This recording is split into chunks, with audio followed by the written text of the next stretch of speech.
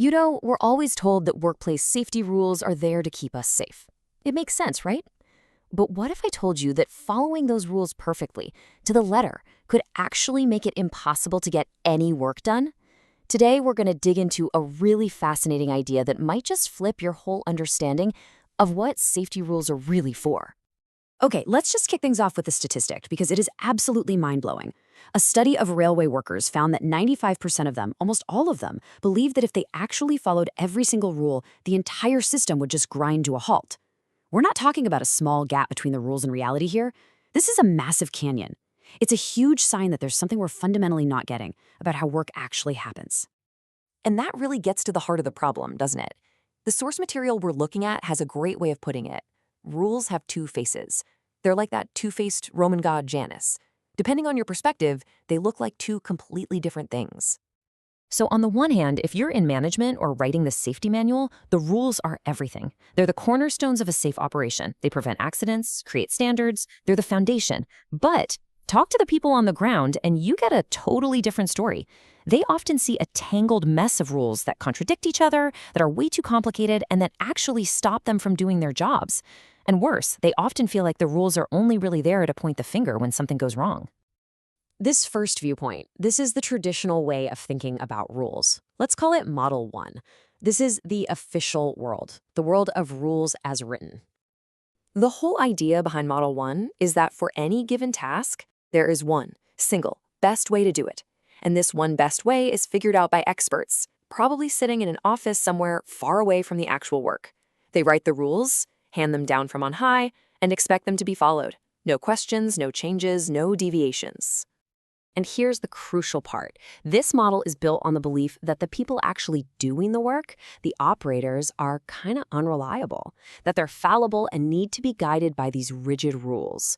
So anytime someone deviates from the rulebook, it's not seen as adapting, it's seen as a violation. It's a failure that has to be stamped out. The goal is super simple, 100% compliance all the time. Okay, but hold on. If Model 1 is the perfect ideal, then what about those railway workers? Why did 95% of them feel like they had to break the rules just to keep the trains running on time? Well, this is where we crash into the second world, the world of work as done. And look, there's hard data to back this up. It's not just a feeling. Check out this survey of people in the chemical industry. A whopping 62% said the job flat out couldn't get done if they followed the official procedures. I mean, think about that. 40% called the procedures unworkable in practice. This shows clear as day that the reality on the ground is totally different from that top-down idealized picture. And this is where we get this incredibly powerful shift in thinking. What a manager sees from the outside and calls a violation is actually from the inside skilled adaptation. It's not about being reckless or lazy. It's about using your experience and your expertise to make a generic, one-size-fits-all rule actually work in a specific, messy, unpredictable, real-world situation.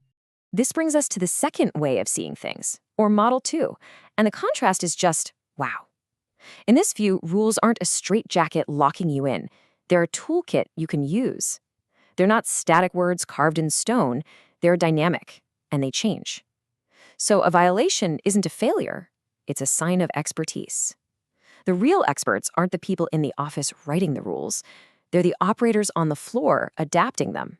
So this is what's called the adaptive approach. It sees rules as resources, as starting points that are constantly being tweaked and adapted by the people who know the work best.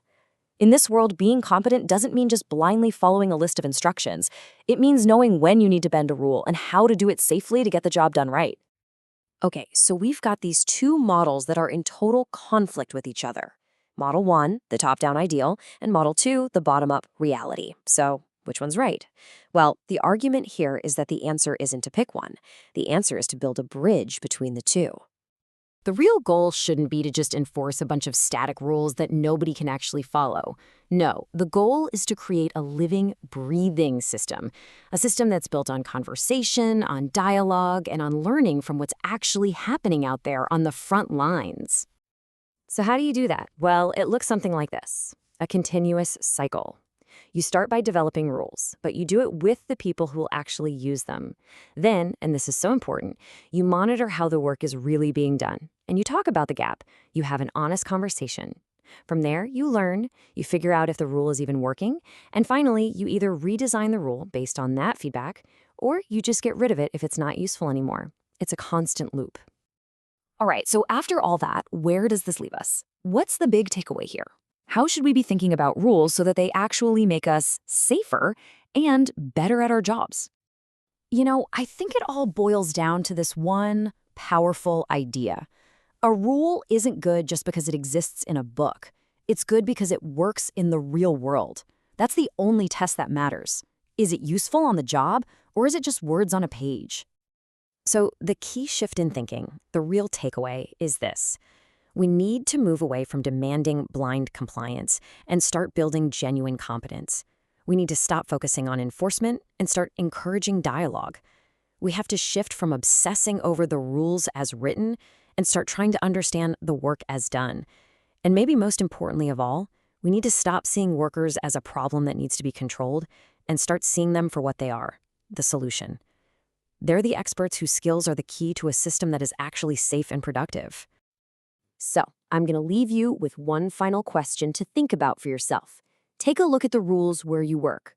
Are they a rigid ceiling that just limits what you can do and forces everyone to find workarounds? Or are they a solid foundation, a trusted resource that you and your team can build on with your own skill and expertise? The answer to that question, well, it tells you everything you need to know.